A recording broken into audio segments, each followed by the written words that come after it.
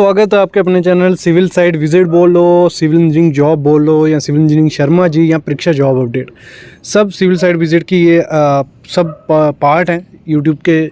अगर हम बात करें किसी पे भी जाओगे तो काफ़ी इन्फॉर्मेशन आपके लिए रहेगी जॉब की नोटिफिकेशन, क्योंकि हर चैनल पर अपनी अपनी चीज़ें मिलती हैं। तो आज हम इंटरव्यू क्वेश्चन आपके लिए लेके आए हैं जो काफ़ी अच्छे इंटरव्यू क्वेश्चन है। 15 इंटरव्यू क्वेश्चन मैं ऐसे आपको बताने वाला हूँ, जब भी आप साइट पे जाओगे ये आप पे काम आएंगे, जब भी आप किसी इंटरव्यू में बैठोगे वहाँ पे काम आएंगे। तो प्रैक्टिकली बेस पे बताऊँगा, मैं प्रैक्टिकल एक्सपीरियंस शेयर करूँगा।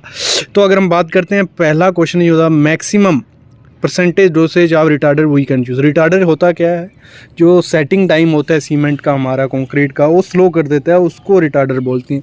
और एक कंक्रीट में रिटार्डर कितना डालना चाहिए, अगर इसकी क्वांटिटी ज़्यादा हो जाए वो भी सही नहीं है, अगर कम हो जाए उसका कुछ काम नहीं रहेगा।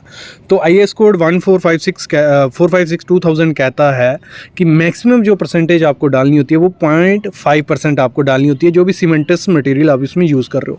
अगर हम 50 kg सीमेंट यूज़ कर रहे हैं तो उसका मतलब लगा लो कोई 250 ml आपको उसमें डालना है, क्योंकि 0.5% उतना हो गया, तो उस हिसाब से आपको ये डालना होता है। नेक्स्ट क्वेश्चन है, but is the rolling margin tolerance for nominal mass for 25 mm diameter bar. देखो जो 25 mm का डाया हमारा रहता है उसमें कितनी टॉलरेंस एक्सेप्टेबल होती है, तो उसमें होती है ±3%। तो 3% से ज़्यादा उसका नहीं होना चाहिए, और ना 3% से अगर ज़्यादा हो रहा है तो वो भी एक्सेप्टेबल नहीं है, कम हो रहा है तो वो भी एक्सेप्टेबल नहीं है परसेंटेज के हिसाब से।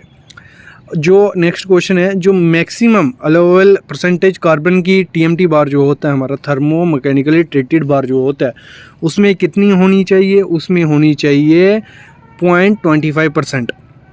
IS कोड 1786 जो कहता है मैक्सिमम परसेंटेज कितनी होनी चाहिए, 0.25%। उससे ज़्यादा अगर उसमें है तो वो जो हमारा बार होगा, सरिया होगा, वो टूट जाएगा, ब्रिटल हो जाएगा बिल्कुल। तो उसको हमें थोड़ा टेंसाइल रखना होता है, ठीक है। तो अगला है, but is the standard length of steel bar taken for rolling margin. कितना स्टैंडर्ड लेंथ ली जाती है, कोई भी स्टील का टेस्ट किया जाता है ना, उसमें याद रखना 1 मीटर लेंथ का सरिया हम लेते हैं, उसी बेसिस पे उसका टेस्ट किया जाता है, और 1 मीटर आपको याद रखना है। अगला क्वेश्चन है, but is the allowable tolerance for concrete cover size. जो टॉलरेंस मोस्टली आज क्वेश्चन जो आपके लिए आ रहे हैं वो टॉलरेंस के ऊपर है। तो अलाउएबल टॉलरेंस कितनी होनी चाहिए कंक्रीट कवर साइज़ में, IS 456-2000 कहता है अगर कवर 10 mm बड़ा हो जाता है वो एक्सेप्टेबल हो जाएगा, लेकिन अगर कम हो जाता है 1 mm भी वो एक्सेप्टेबल नहीं होता, ये आपको हमेशा याद रखना है। नेक्स्ट जो क्वेश्चन है वो क्वेश्चन है, but is the reference IS code used for bend test of steel bar. जो स्टील बार का बेंड टेस्ट किया जाता है उसमें आपका कौन सा IS कोड यूज़ होता है, उसमें होता है IS 1599 IS code mostly use किया जाता है। अगला, but is the angle for bending of steel bar bend test. जो बेंड टेस्ट किया जाता है, इसको बेंड टेस्ट के बारे में, स्टील के जो भी टेस्ट हैं, इस पे मैंने एक वीडियो बनाई थी जो सिविल साइट विजिट चैनल पे आपको मिल जाएगी, प्रैक्टिकली पूरा बताया कैसे करते हैं। तो उसमें IS कोड 1599 में सब चीज़ का है कि कितना बेंड टेस्ट कैसे करना है, और IS 1599 कहता है बेंड टेस्ट के लिए, बेंड टेस्ट में 180 डिग्री आपको उसको बेंड करना होता है। अगला क्वेश्चन है, मिनिमम क्यूरिंग पीरियड जो होता है ब्लेंडेड सीमेंट होता है उसके लिए कितना होता है।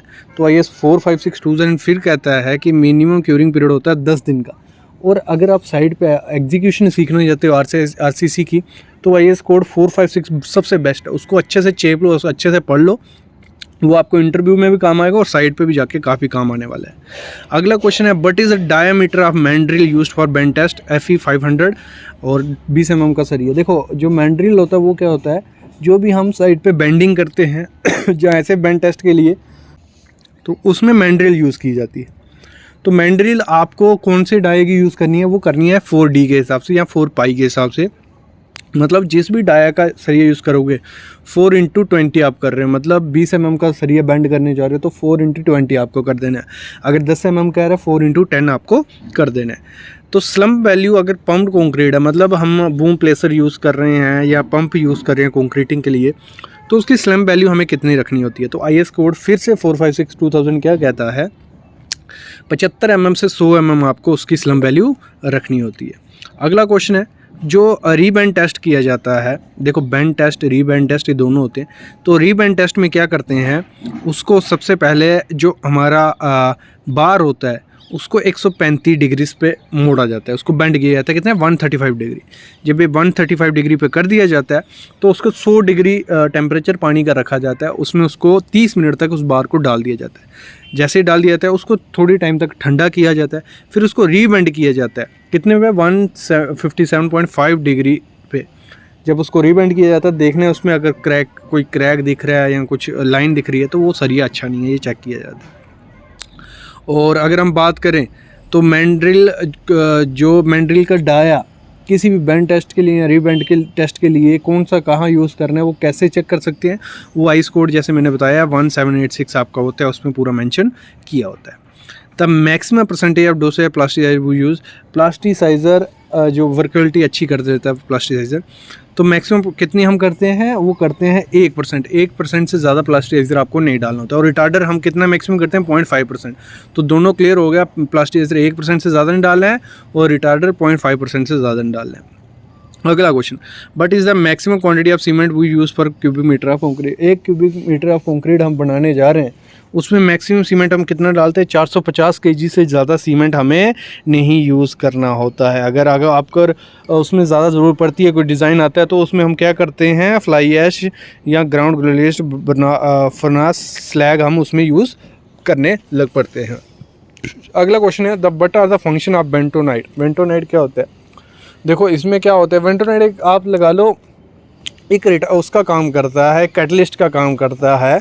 अगर हम बात करते हैं, देखो जब एक स्लरी जैसी बनाई जाती है इसकी, एक स्लरी बना ली जाएगी, जब भी कभी मिट्टी में होल करना होता है क्ले जैसी बन जाती है, तो ये इसको डाल दिया जाता है, जो भी उसको होल करने के लिए ड्रिल वगैरह होती है तो उसमें वो फ्रिक्शन पैदा नहीं होने देता है, तो बेंटोनाइट मोस्टली उसके लिए यूज़ किया जाता है। तो ये 15 इंटरव्यू क्वेश्चन थे जो काफ़ी काम आएंगे आपको इंटरव्यू में या जॉब पे जाके। तो ऐसे इंटरव्यू क्वेश्चन आपको मिलते रहेंगे, बस आप चैनल को सब्सक्राइब करके रखो और बेल आइकन दबा के रखो। बाकी हमारे channel civil engineering job, civil engineering Sharma ji civil site visit channel है, वहाँ पे जाके आप प्रैक्टिकल नॉलेज सीख सकते हो। Thank you guys.